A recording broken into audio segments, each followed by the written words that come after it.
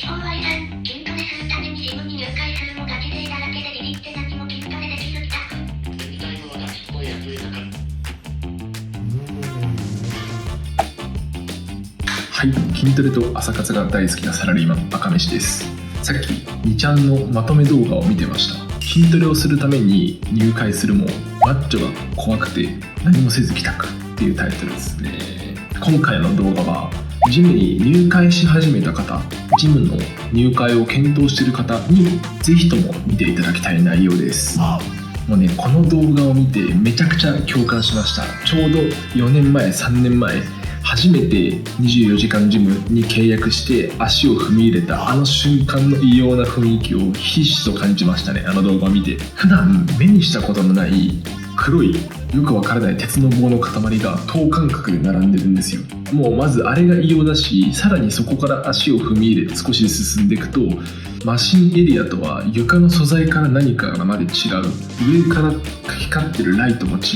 フリーウェイトのエリアが現れます。そこにめちゃめちゃ濃度の高いマッチョがいます。濃度の高いマッチョというかマッチョが密集しすぎてその空間のもうマッチョ濃度が高すぎるんですよね。それを見てうわ、あそこはまだ俺のレベルでは無理だ、ちょっと怖いから離れておこうって思ってしまった過去があります。確かに最初あのエリアは怖すぎますし、あのエリアだけじゃなくてもうマシンがよくわからなすぎてなんか居心地悪いなって思ってしまうのがジムなんです。ただこの動画を見てて怖い、そう感じてしまうのも当然だと思います。ただ勘違いしてることもいっぱいある。僕もそうでした。いろんな勘違いをしてて勝手に怖い怖いと思い込んでしまってやめてしまう方をたくさん見てきてます。僕もその勘違いを乗り越えられなければもしかするとジム怖くて自重トレーニングだけでいいやとか、いやもう筋トレなんてやめてやろうみたいな、そういう考え方になっていたかもしれません。なので今日はジムのここが怖いっていう勘違いを払拭していきたいなというふうに思います。僕がこの動画を見て思ったことと、あと自分の経験から4つぐらいの勘違いがあるんじゃないかなと思ってます。1つ目がみんな自分のことを見てるんじゃないかという勘違い。そして2つ目がフリーウェイトエリアは怖い、まだ自分が入っちゃいけないんだって思ってしまう勘違い。そして3つ目がスタッフの方にマシンの使い方を聞くのは失礼なんじゃないかという思い込み。そして最後4つ目、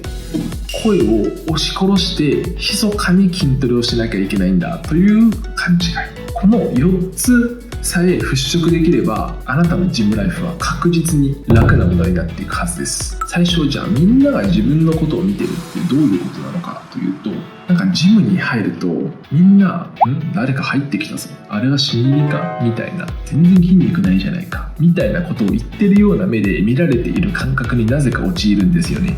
安心してください、絶対そんなことないです。なぜそう言い切れるかっていうと、まずほとんどの場合なんですけど、ほとんどの場合見てないです、人のことを。これが何かっていうと、みんな自分の筋肉をつけるために自分との戦いとしてジムに行ってるわけなんですよね。なのでほとんどの人はもう自分の体のことしか興味ないし、自分との会話、自分の世界に入り込んでます。イヤホンしてたりとかヘッドホンしてたりとか。なのでほとんどの方はあなたのことは見てないです。僕らのことは見てないはずなんです。でもそれでも視線をどうしても感じる、いや明らかにあの人見てるなみたいなこともあると思います。そのパターンの場合はあなたを心配している時の目です。なのでバカにしてるとか鬱陶しく思ってるとか、見られてるってイコールそういうことなんだろうって勘違いしてしまうんですけど、絶対そんなことはないです。あなたを見てるっていうのは初心者、あれもしかしたら初心者さんかな、慣れないマシンの使い方とか慣れないフリーウェイトダンベルの使い方を見てちょっと心配していつでも助けられるような状態にスタンバイしてると捉えてみてください。で実際ほとんどの場合そうなんです。これ僕の体験談を話すと、ジムに入会して2ヶ月くらいでしたね。なんか気分でマシンエリアから一歩出てそのフリーウェイトエリアに行ってみたんですね。ちょっとフリーウェイトエリア怖くないって話も後からするんですけど、でフリーウェイトエリアで20キロのダンベル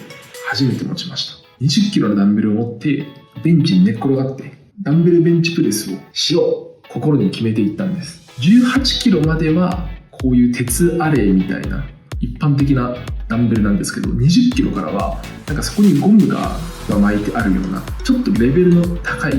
本格感のあるダンベルになるんですね。それをどうしても持ちたくて、自分が何キロいけるかなんて分かんないままやったんですよ。したらもうものの見事に一発目で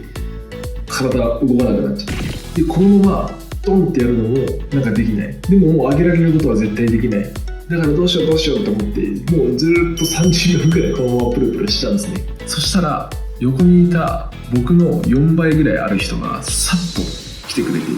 僕の持ってたこのプルプルのダンベルをスッと支えてくれた上で静かに床に下ろしてくれたんですね。で確かに僕は20キロのダンベル持った時にちょっとそわそわしながらその人に見られてることも感じてたんですよ。でなんか嫌だなって思ってたんですけど、実際助けてくれて、その方なんて言ったかっていうと、多分もしかしたらダンベル扱うの慣れてないのかなと思って、ちょっと心配でごめんなさい見せてましたってその方おっしゃってたんですね。なので初心者の方が見られてる理由のほとんどは心配です。この人ちゃんと潰れないで怪我しないでできるかなっていう心配で、いつでも助けられるスタンバイをしてるからちょっとジロみたいな目つきになってしまう。こういう風に考えればどうですかね。マッチョが怖いものから可愛らしいものになったんじゃないかなと思います。実際本当にそうなので、やっぱいい人が多いので、ガタイが怖いのでちょっと怪しく見えるんですけど、全然そんなことないです。ぜひそこは安心して、もう大船にマッチョに乗ったつもりで皆さんジムに来てください。で2つ目、さっき言ったフリーウェイトエリアが怖いという勘違いです。これ勘違いというか、確かに実際怖く感じるのでそれはもうそうなんですけど、そんなことはないよっていうのを伝えたいです。ここで確かにさっき言った通り、マシンエリアよりも奥にあるし、マシンエリアよりもなんか暗いし、でマシンエリアよりも厚底のマットが敷いてあるので、なんかちょっと違う空間にあるんですよね。しかも上からのライティングもなんか違うライト、いやレベル違うっしょって思うのも当然です。わかります。ですが別に VIP 会場みたいなものでも何でもないので、まず大前提として同じ会費を払ってる人間同士、あそこジムのフリーウェイトエリアを使うのは誰であろうが平等なはずです。そこはもう大前提として押さえておきたいなというふうに思ってます。でその上でなんですけど、やっぱりでも確かにマシンよりもなんか使いづらいあると思います。なのでそういった時は1個ジムに行く前に YouTube でダンベルベンチとか検索して何か一つなんとなくの形を覚えてから行ってみるのも一つの手だなっていうふうに思います。でそうしていくうちにどんどん慣れてきます。だってほとんどの人が自分自身のことしか見てないし、見てくれてる人も助けてあげたいというふうなそういう気持ちで見てくれてるので、だんだんその感覚に慣れてくるはずです。で慣れてきたらどんどんダンベルを重くしていったり、別の種目をやってみたりとか、あとはバーベルを使ったトレーニングをしてみたりとか、そういう感じでどんどんステップを踏んで、いきなり難しそうなトレーニング、重そうなトレーニングをする必要は全然ないんです。最初はもう軽いダンベルから徐々にあそこのエリアに慣れていくっていうところから始めてみるのもいいかなというふうに思います。でやっぱあそこのエリアに入るとモチベ爆上がりします。マッチョの濃度が高いので、その分自分に刺激がバチンときます。そういう風になるとどんどんジムに行くことが楽しくなってくるので、ぜひ皆さんフリーウェイトエリア怖がらないでいただきたいです。次、これが一番大事かもしれないです。店舗のスタッフさんにマシンの使い方を聞くのは失礼、そう思ってませんか？全然そんなことないです。むしろ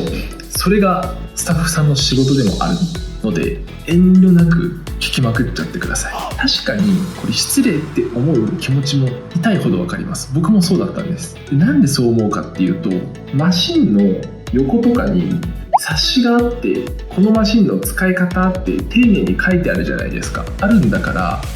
じゃあこれ以上聞くのはもう失礼なんだなって勝手に思ってしまう気持ちもめっちゃわかります。あと QR コードとかでジムのこのマシンの使い方動画で解説してますみたいなのもあると思います。そういうのがあると、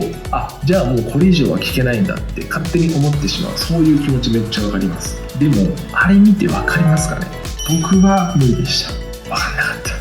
あれ見て確かに分かった気持ちになるんですけど、実際やってみるとなんか全然違うし、もうなんか疲れるけど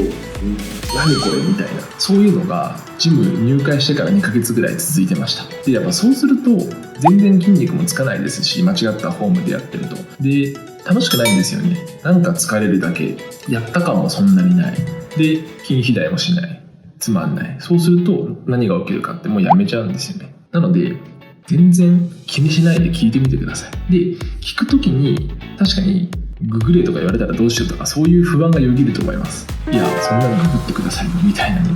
絶対ないですけど。なのでそんな時はこの一言を添えてあげるといいと思います。説明書と動画とかいろいろ見たんですけど、なんか実際動かしてみるとよく分かってなくて、ちょっとお手本見せてもらってもいいですか。そんな感じで言えばもう 100% ですね。 120% お手本を見せて教えてくれますし、なんならあなたの体の動きに沿ってちょっとしたパーソナルやってもらえるかもしれないです。で、そこで感じると思うんですけど、画面越しで見るのとかこういう写真で見るのと実際の生身で見るのでは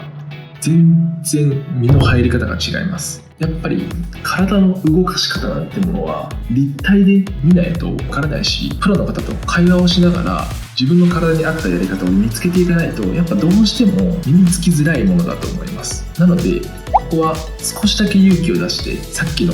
動かし方がわからなくてお手本見せてくださいっていう話を加えてスタッフさんに聞いてしまいましょう。で、一回聞いてしまえばマシンは怖い機械の怪物みたいなイメージから優しい猫型ロボットみたいな、そういう気心の知れたロボットに変身しますんで、そうなったらもうこっちのものですね。ジムはあなたのものになります。まあみんなのものですけどね。で、最後、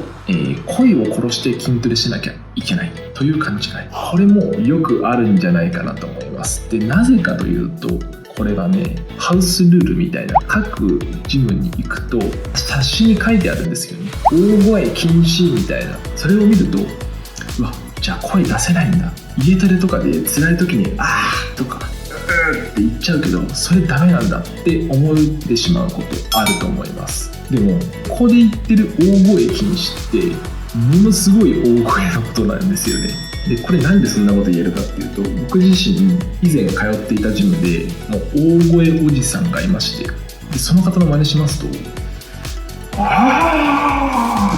う雄たけびです。ターザンの雄たけび。これがジムの禁止してる大声と言います。そんな人いないですよね、ほとんど。ですし、そういった人はスタッフが適切な対処をしてくれて、そのうちおとなしくなったりとか、そのうちいなくなるので、そこはもうご安心いただければと思います。大声っていうのは本当のやばい大声なので、あなたのみたいな辛すぎて息が切れる瞬間みたいな声は全然大丈夫です。なのでこの声を押し殺してそこだけに集中してしまうと、肝心な筋トレに全然集中ができなくなってしまうので、そんなに神経質にならず、声はまあ普通に出す、叫ばない、それぐらいで全然大丈夫です。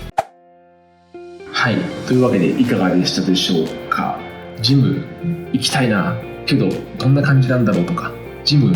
行ってみたいはいいけどなんか怖いんだけどって思ってる方、多分今僕が挙げた4つの勘違いの波が来てしまってるかもしれないです。でも今申し上げたように本当に勘違いです。大丈夫、自信を持ってジムに足を運んであなたのジムにしてしまいましょう。では。